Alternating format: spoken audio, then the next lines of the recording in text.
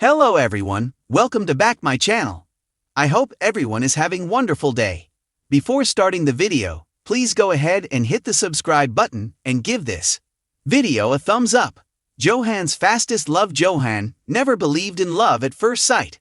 In fact, he often rolled his eyes whenever his friends gushed about meeting someone and just knowing. To him, love was something you built brick by brick, through trust, shared experiences and time. But all of that certainty cracked one spring afternoon when fate introduced him to Maya. It started innocently enough. Johan had recently moved to a new city to take a job as a software developer. The transition hadn't been easy. He missed the comfort of his hometown, the familiar streets where everyone knew his name, and the cafe where he wrote late-night poetry that nobody read. The new city felt too big, too loud, and too indifferent to notice someone like him. One Sunday, he forced himself outside, determined to shake off the loneliness gnawing at him. He wandered through the Central Park, a place filled with cherry blossoms in full bloom. Families laughed as children chased soap bubbles. Couples held hands, whispering into each other's ears as if the world existed only for them. Johan felt out of place, a solitary figure drifting among strangers. That was when he saw her. Maya was seated on a bench, sketching in a notebook balanced on her lap. Her long dark hair swayed with the breeze, strands catching the sunlight like silk threads. But what caught Johan's attention most was the way she smiled, not at anyone in particular, but at the world itself, as though she knew some secret it was too shy to tell. Johan should have kept walking. After all, approaching strangers wasn't something he did, but something about Maya rooted him to the spot. His heart thumped in his chest, faster than it ever had. It felt absurd, he didn't even know her name. And yet, in that instant, he felt as though she were someone he'd been waiting for all along. He cleared his throat and asked, "What are you drawing?" Maya glanced up, startled at first, but her expression softened when she met his eyes. "The trees," she said, turning the sketchbook slightly so he could see. It wasn't just the cherry blossoms she had captured. Somehow, she'd sketched the very life of the park, the joy, the stillness, the colors of the moment. "It's beautiful," Johan whispered. And just like that, a conversation began. Over the next few weeks, Johan found himself returning to the park at the same time every Sunday, secretly hoping Maya would be there. She always was, her sketchbook ready, her laughter light and genuine. They fell into an easy rhythm, sharing stories, trading jokes, and teasing each other about their differences.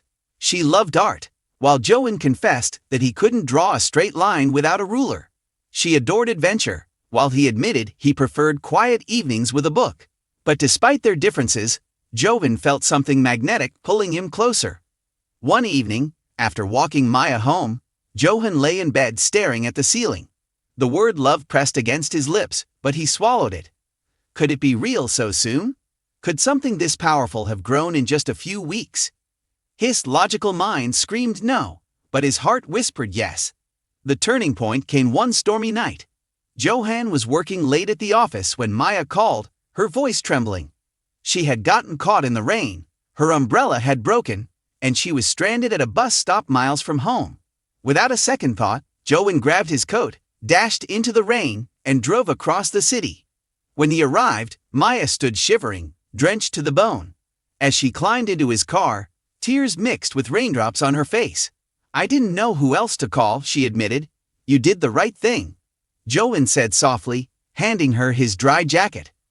That night, as he watched her fall asleep on his couch, cocooned in blankets, something inside him shifted. She wasn't just someone he enjoyed spending time with, she was someone he needed. Someone who had unknowingly filled a space in his life he hadn't realized was empty. And in that quiet moment, Johan knew he loved her. But love, as Johan would learn, isn't always smooth. When he finally gathered the courage to confess, Maya froze. She didn't reject him, but she didn't say the words back either. "Johan," she said carefully, "I care about you deeply. But love scares me. I've been hurt before." Johan's heart sank, but he nodded. He didn't push her.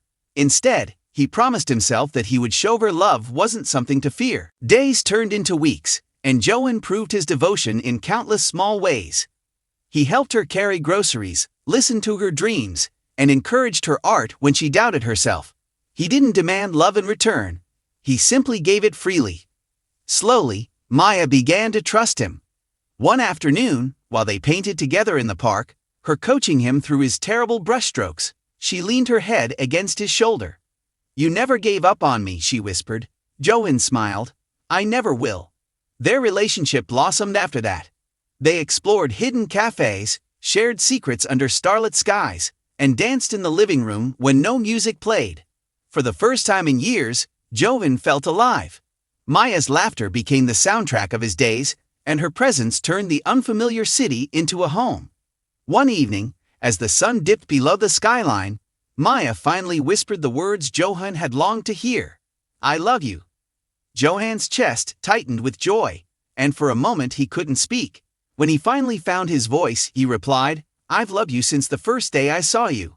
Years later, when they stood hand in hand on their wedding day, Johan looked back at the path that had brought them together. He remembered the loneliness of his early days in the city, the park filled with cherry blossoms, and the girl with a sketchbook who had unknowingly stolen his heart. He realized then that love doesn't always follow logic or time.